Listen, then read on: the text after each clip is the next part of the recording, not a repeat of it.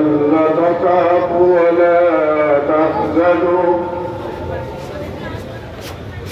ولا تحزنوا وأبشروا بالجنة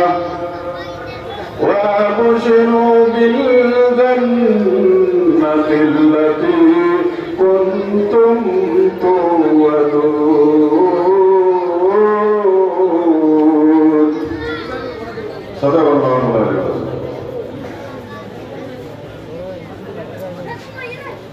সুরতি বলপুকুর একতা সংঘের আয়োজনে সিরাতুন নবী মাহফিল। এখানে প্রথমে আমি হাজার হাজার শুকরিয়া জানাই, আমি এখানে আসতে পেরেছি। আল্লাহ পাক, আমি নিজে কি আসতে পারছি না, আল্লাহ পাক যেন আসার জন্য তৌফিক দান করছে। আপনারা যে এখানে বসে আছেন, এখানে আসার মতো আল্লাহ পাক আপনাদেরকে তৌফিক দান করছে, এই জন্য আসতে পারছে। এটা বলতে হবে। যদি কেউ জিজ্ঞাসা করে যে আপনি কোথায় আছেন, যে আমি সুন্নতি আছি না, আমার আল্লাহ পাক সুন্নতি রাখছেন। আল্লাহর অর্ডার ছাড়া, আল্লাহর আদেশ ছাড়া একটা গাছের পাতাও ঝরে না। আমার বাড়ি জামালপুর জেলা, আমি এই চিটাগাঙের জীবনেও আসিনি। আমাকে আল্লাহ পাক এখানে নিয়ে আসছে। আমি পুলিশের চাকরি করি, 33 বছর চাকরি। এটা যখনকার পুলিশে ভর্তি হয়েছি, তখন আমরা শপথ করছি যে ব্যক্তির সাথে কাজ করব না, দেশের সাথে কাজ করব, মানুষের সাথে কাজ করব। এর শুধু তাই না, এই শপথ করাতে ক্ষান্ত হয় নাই।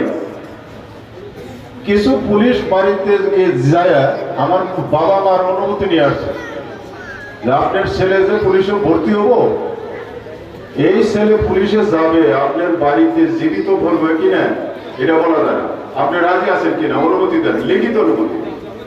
তারপরে দিয়ে দিছে।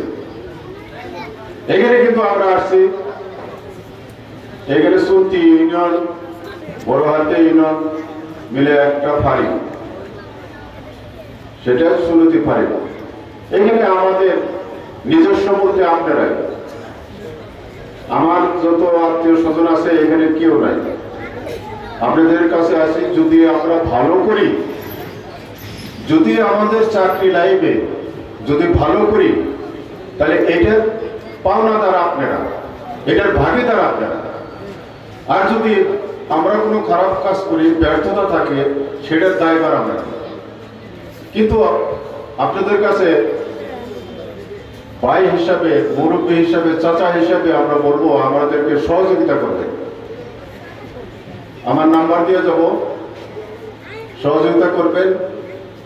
আসলে আপনার একটা কথা মনে হচ্ছে, এখানে কিন্তু অনেক লোক হয়েছে, বেশিরভাগ যুবক, বেশিরভাগ যুবক।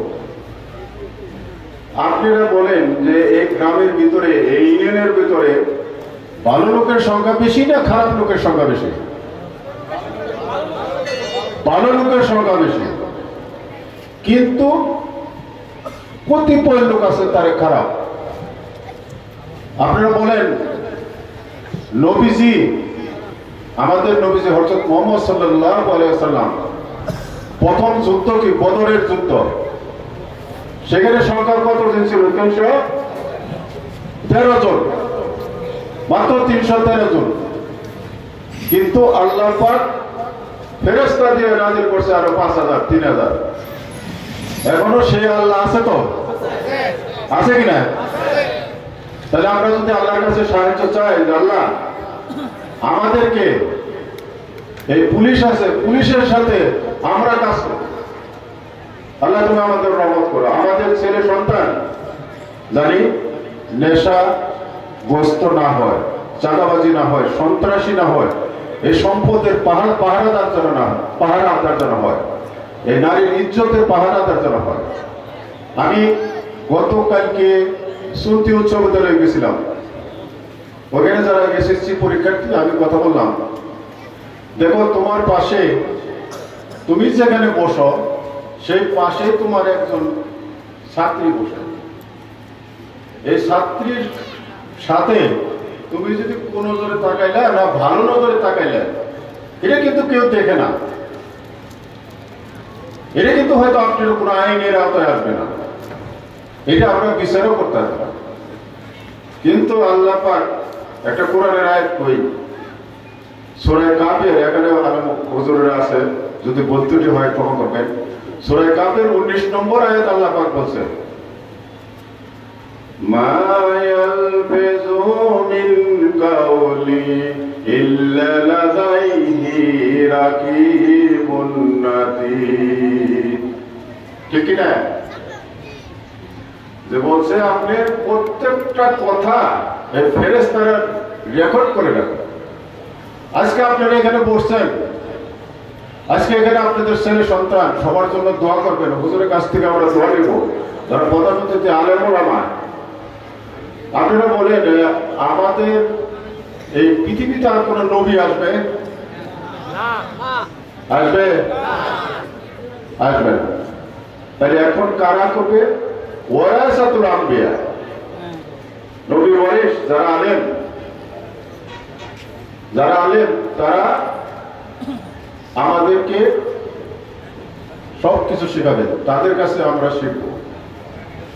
আমি আপনাদেরকে অনুরোধ করব, আমাকে পাবেন, যখনই ডাকবেন পাবেন ইনশাআল্লাহ। আমাকে যখন ডাকবেন পাবেন, সাথে পাবেন আমার পুলিশ ভাই যারা আছে এদের পাবেন। আমরা সামান্য কয়জন পুলিশ আছি, এটি আপনাদের দিয়ে আমরা সাহস করি, আপনাদের দিয়ে আমরা সাহস করি, আপনারা আমাদেরকে সহযোগিতা করবেন। আমি আপনাদের লাস্টে একটা গজল করে শেষ করব, কারণ হলো আমি যেহেতু এই দূরে থেকে আসছি, আমার কোথায় কোন সময় মারা যায় বলা তো যায় না। বলা যায়? কেনা কোন জায়গায় মরবেন বলা যায়? এই জন্য একটা গজল করব।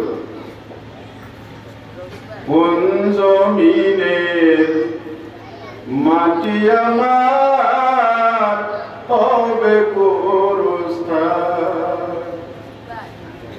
কোন জমিনের মাটি আমার হবে গোরস্থান, কারা আমায় কাপড় দিবে, কে করিবে দাফন, কারা আমার পাশে বসে শোনাবে কুরআন, কোন জমিনের মাটি আমার হবে গোরস্থান। আসসালামু আলাইকুম ওয়া রাহমাতুল্লাহি ওয়া বারাকাতুহু। ধন্যবাদ জনাব আব্বাস আলী সাহেবকে। এ পর্যায়ে আজকের বিশাল সিরাতুন নবী সাল্লাল্লাহু আলাইহি ওয়াসাল্লামের আজকের বিশেষ বক্তা হিসাবে কুরআন ও হাদিসের আলোকে